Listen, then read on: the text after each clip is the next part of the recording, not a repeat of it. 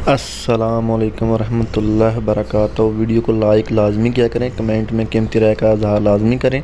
अगर बेख्वाबी की शिकायत हो तो 20 ग्राम मगज़ कद्दू में मिश्री मिलाकर रात को खाएं तो बेख्वाबी का अर्जा ख़त्म हो जाएगा।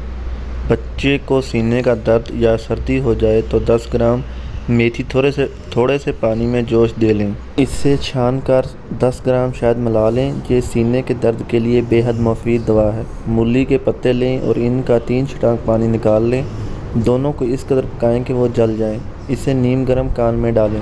कान का दर्द और वरम फ़ौरन ख़त्म हो जाएगा। अंडे की सफ़ेदी और रोगन गुल हम वज़न मिलाकर कान में डालने से बहरापन ख़त्म करने में मदद मिलती है।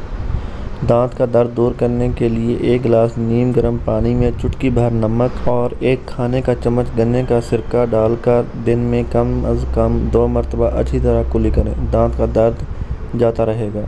वीडियो को लाइक और सदका जारिया की नीयत से शेयर लाजमी करें। अगर आप चैनल पर नए हैं तो चैनल को सब्सक्राइब कर लें और बेल आइकन को ऑन कर लें और अपनी कीमती राय का कमेंट में इज़हार लाजमी करें।